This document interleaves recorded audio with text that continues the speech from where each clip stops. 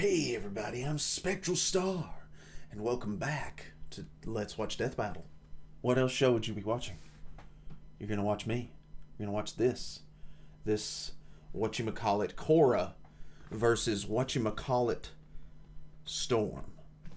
Now, I've seen both Avatar series episodes, and I've got to say that my first impression of Korra is that Aang would probably beat her. So this really should be Aang versus Storm, but then again, they're both female, so I guess Aang doesn't fit into the female category since he's a bald-headed little boy monk.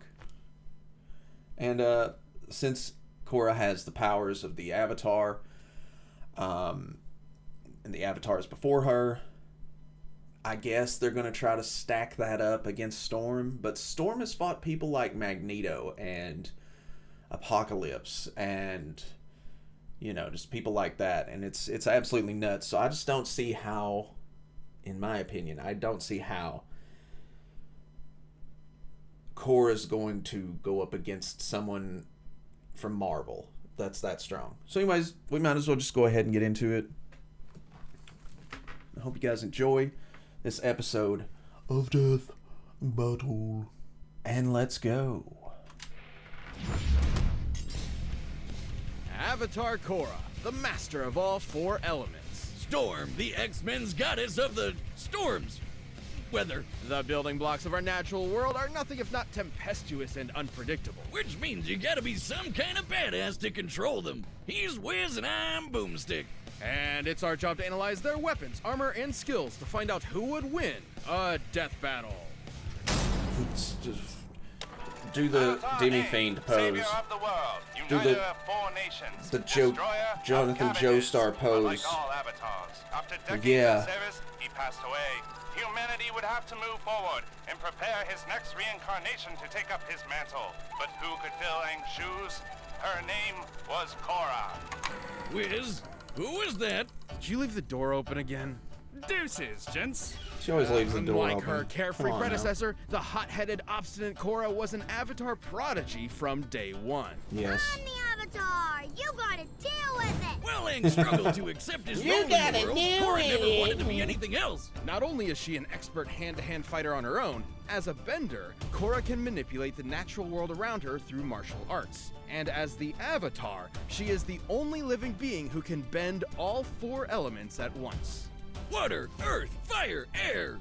Not you. Straight from the Southern Water Tribe, Korra They had can to go control Captain tendrils Planet of on water, us. I form love it. massive walls of ice, and generate huge tsunamis. Aang once raised the sea level to put out these huge fires. Looking at the size of the area and what it'd take to submerge it, he had to move over 35 million metric tons of water. And since Korra is a reincarnation That's of a lot of Aang water. and every past Avatar, she should be just as powerful. With earthbending, Korra can heave big-ass boulders around, shape and control metal, and even tear apart the ground beneath her enemy's feet.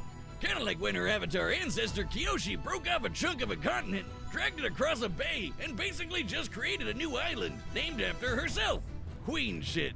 By measuring the size of the island to get its mass and the size of the bay to get the distance Kyoshi dragged it, displacing this much rock would require an energy over 21 gigatons of TNT. That's almost 15 times more energy than the entire world's nuclear arsenal detonating at the same time. That's a lot. With firebending, Korra can fire blasts of, well, fire, jet into the sky like a rocket, or breathe like a friggin' dragon. The perfect element to match Korra's hot-headed temper.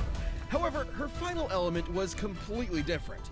Due to its inherently zen, Quit scratching your nature, butt, Korra. Korra struggled at first to master Jeez. airbending. Use some But lotion like all on good that thing. prodigies, she figured it out anyways. With airbending, Korra can shoot powerful gusts of wind, fly around on tornadoes, and create a cute little air scooter. She used this element to defeat the bloodbender Amon, who was Cute fast little air enough to scooter. dodge lightning. He is not the only one. Zuko and Iroh have caught and dodged lightning as well, and Iroh even caught one from the sky. Oh The God, leader of a Iroh, lightning don't bolt make me moves at cry. 60,000 meters per second. Comparing the distance Amon moved relative to the bolt, he must have been moving over 200 times the speed of sound. Come on. But Korra's more than just a badass martial arts superhero. She also acts as the bridge between the mortal and spirit worlds. The spirit world is a separate plane of reality, and Korra is stronger while she's physically there. Her direct connection isn't coincidence. She and every avatar before her are fused with the spirit of light, Rava. Every time the avatar dies and reincarnates, Rava searches out the spirit to bond with their new body, a staple of Hindu and Buddhist cosmology. I've done a lot of research into reincarnation, which I'll demonstrate today with Boomstick and this anvil. Wait, what? Now, the Avatar is usually reborn into a different nation, but I've set this up so Boomstick will reincarnate into the nearest vessel, this identical clone body. Hey, Wiz, I feel funny. Why are there two of me? Where'd my banana go?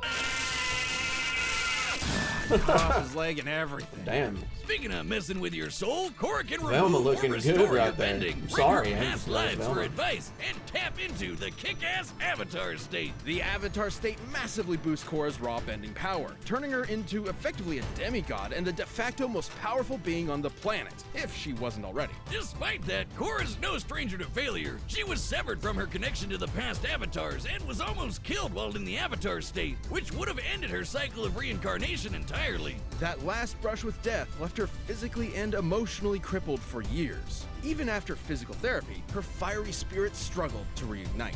Korra's entire identity was wrapped up in being the Avatar, all the way from day one. And the biggest trials she had to face were when her place in the world was challenged. Would everyone be better off without an avatar, or bending at all? But Korra's nothing if not one hell of a fighter. No matter what life threw at her, she always got back up to kick ass. Korra once blocked an energy blast from a giant spirit cannon, which created this massive crater in the center of Republic City, and almost killed everyone. Taking a look at the width and depth of this crater and assuming it was all vaporized, Korra must have held back a blast worth almost 6 megatons of TNT. That's a big boy. More queen shit. And during her Queen shit. convergence, Korra tapped into enough spirit energy to turn into a giant kaiju Oh, and yeah, I battle remember the that. dark avatar Unalaq for the fate of the world. Wiz, I told you, we don't talk about season 2. Okay, 1 was cool. From taking down anarchist revolutionaries to fascist empires, Korra proved herself as an avatar worthy of her forebearers. With her teammates Mako and Bolin, teachers like Tenzin and Toph, and badass girlfriend Asami by her side, there was nothing she couldn't do.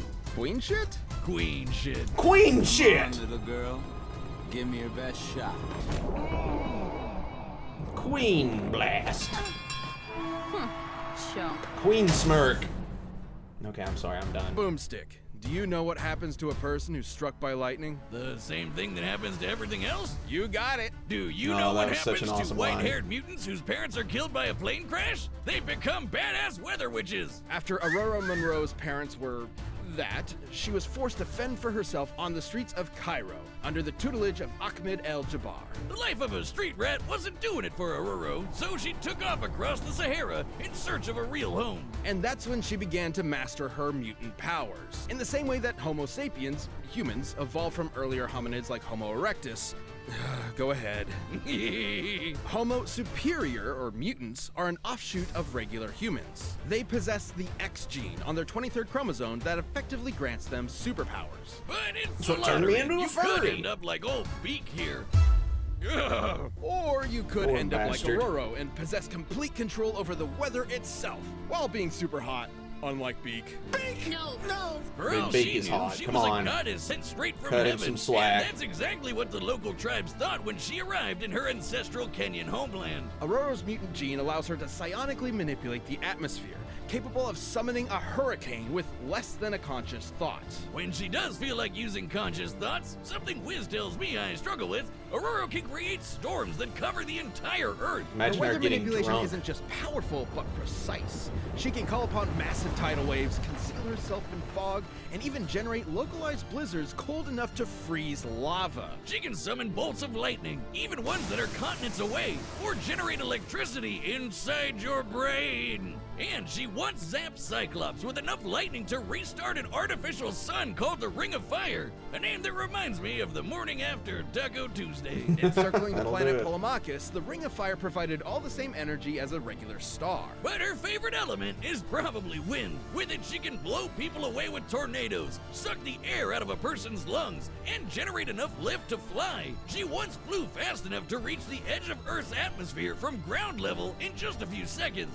By measuring the angle and size of the Earth to get the distance and estimating a time frame of about 5 seconds, Aurora had to have flown at 4,000 times the speed of sound.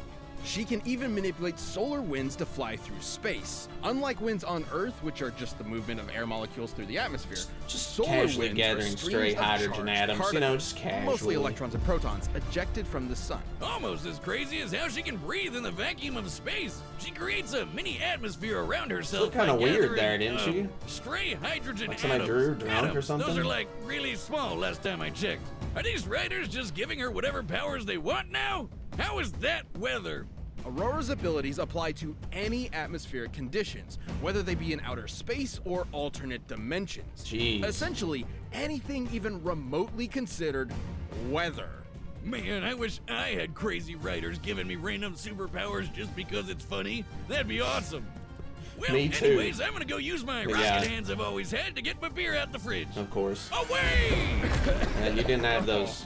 Perhaps her most useful ability, though, is to sense changes in the weather with a pseudo-sixth sense. Aurora literally sees atmospheric patterns and energy as colors, with the world as her canvas. She's so good with it, she could track a jet flying over New York while she was fighting the Shadow King in Wakanda. That's on the other side of the planet. Yeah, no wonder everyone thought she was a goddess. She is. Aurora enjoyed Can't wait to all get to the that worship part of and the admiration Black until Panther the day she was movies. contacted by an American, Charles Xavier, with an interesting proposal. I'm gonna make him an offer he can't refuse. Join the X-Men.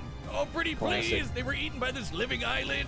It's a long story, but we're short-staffed. Xavier founded the X-Men as a team of mutant superheroes that would attempt to mend race relations between Homo sapien and Superior through non-violent means. Because what better way to teach kids in the 60s about the civil rights movement than with a bunch of good-looking lily-white teenagers with superpowers from upstate New York? Feeling she had spent enough time blessing the rains down in Africa, Aurora agreed and was assigned the codename Storm. Don't make me And listen to she that more than song earned the again. spot. I She's love that proven song. herself worthy to wield I won't do Mjolnir, it. led a war against the Wow, I Indians, didn't know she and was even worthy to survived wield a blast from her own So I guess she's going to be This using is Mjolnir in this impressive battle, right? considering her lightning is powerful enough to match Polaris, who once used her powers to punch through Earth's crust all the way to the planet's core.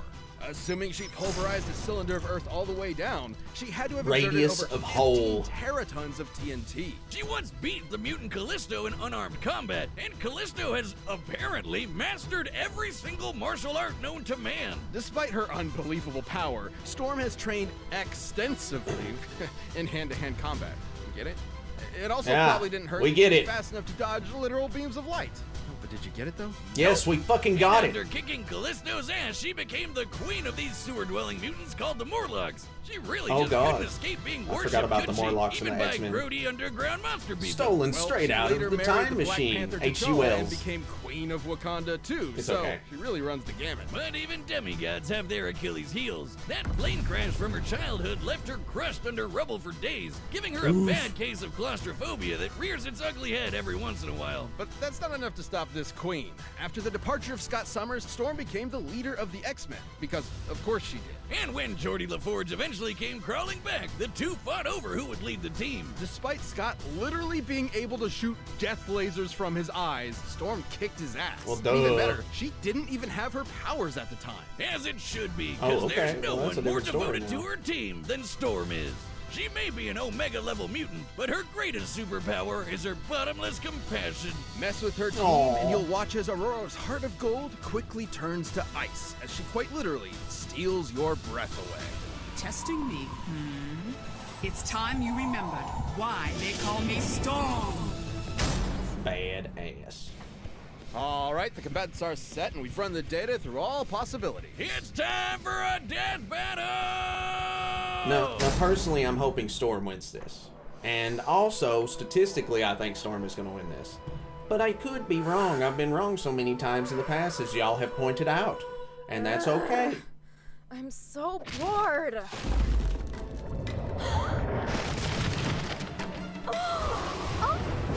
You're not gonna be bored very long. You're gonna be dead. Your powers are impressive, but you lack discipline. You lack discipline. I'm the Avatar, master of all elements. You want to see for yourself?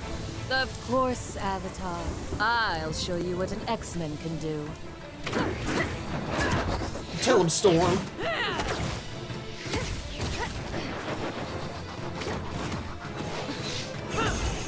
That looked hilarious. That animation right there.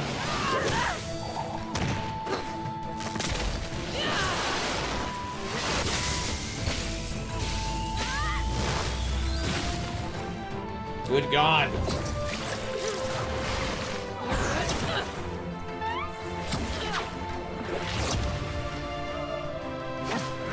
Boing, boing.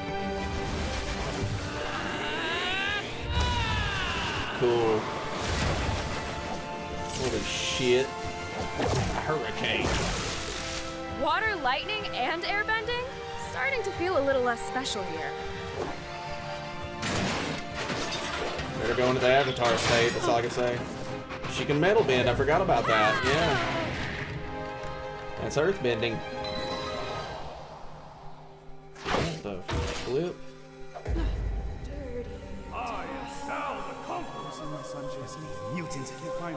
What the fuck? Who's using the damn helmet? Who are you? Answer me!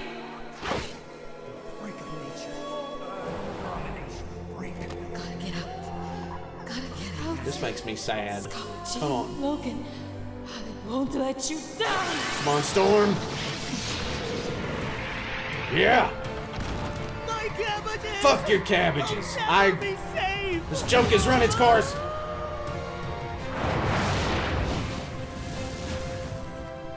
You're no bender. It doesn't matter.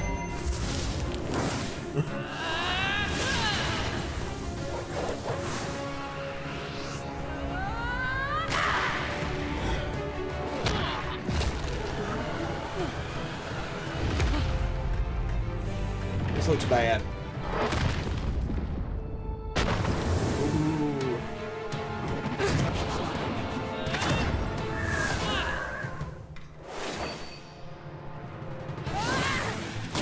What is up with this portal thing, man? Uh-oh.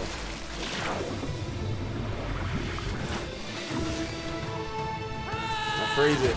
Oh, shit. Yeah, lightning and freezing.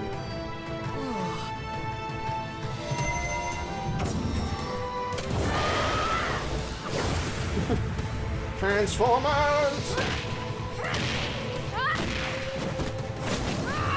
It's Tony Stark. She should have fought Tony Stark. I know what you are, Spirit of Storms.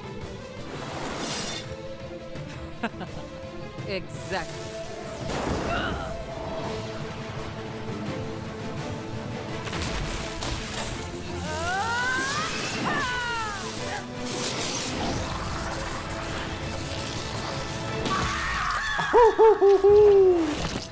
Yes! Finally, one of my characters that I love Fought wins. nobly, Avatar. Sure did. I got a little cocky. But you fought nobly. They always get cocky before they die. You ever notice that? This fight wasn't totally straightforward. Korra can dominate most fighters pretty easy with her raw bending power and martial arts skills, especially with the Avatar state. Not even some of the best benders on the planet like Zahir and Kuvira could stand up to her at her best. However, despite Korra's awesome Avatar powers, she found herself outmatched by Storm's skill, precision, and overwhelming force. For instance, Storm's massively hypersonic flight and ability to sense and control weather across the planet meant she could always fight safely from a distance. Korra's trained in martial arts from birth, but even if she did manage to get in close and fight hand-to-hand, Storm's experience with the X-Men and defeating Callisto meant she could keep up. While Korra may have fought people who can dodge lightning, Storm can dodge literal beams of light. Even just using her flight speed exiting the atmosphere, she'd still be nearly 20 times faster than Korra. Korra did have access to elements like fire and earth that Storm didn't. If she somehow found out about Storm's claustrophobia, she could theoretically trap her in some rocks to exploit it. But Storm would be more than powerful enough to just break out. Her lightning was strong enough to match Polaris, who punched a hole in the earth all the way down to its core. And ultimately, Storm was just way more powerful. These assholes Remember won't be that happy planet-sized until they just storm blow up she the earth. created? Well, I know clouds are lighter than air, but those are a shit ton of clouds and need a lot of work to move around. By measuring their volume and the speed at which they moved,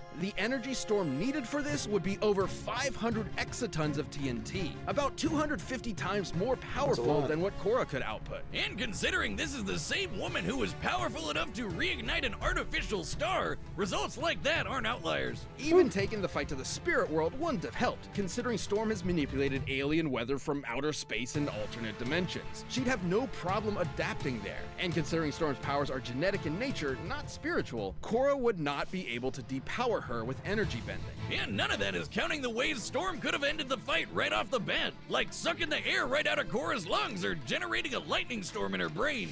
Korra was a tenacious, unrelenting opponent, but Storm's massive range, precise control, deadly skill, and unbelievable power won her this fight. Don't get bent out of shape. Korra just couldn't weather the storm. The winner is... Thanks for watching this episode. If you want even more Thanks for action, making check this out the new episode. season of Genlock on HBO Max, starring Michael B. Jordan, Dakota Fanning, and David Tennant in a It's on fast-paced HBO Max animated now? series inspired by mecha anime. Okay. Okay. Oh shit. Versus Eisen. Damn. That's gonna be ruthless. Yeah. Wacky stuff. Well, I hope you guys enjoyed this episode of Death Battle. Turned out pretty much the same way that I thought it was going to turn out. Just, Storm is just all around a better fighter. And plus it's Marvel. Marvel's been around forever. There's so much lore to pull from. I mean, you only got so much with Korra, which is its own confined, universe. But, I mean, even if you, put Aang in there, it would still be the same amount of information that you would get. But now from, a Marvel comic, there's, a million different Storm comics, X-Men comics, and all of that, side comics and mainstream comics and shit. And there's a lot of them that are just canon. So there's a bigger history to pull from, bigger feats to pull from, and all that. And plus she fights people like Magneto and Apocalypse and just crazy assholes like that. I mean, what are you gonna do?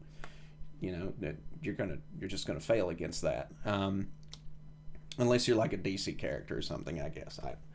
Anyways, I hope you guys enjoyed that. Next time, Madara versus Aizen, Naruto versus Bleach.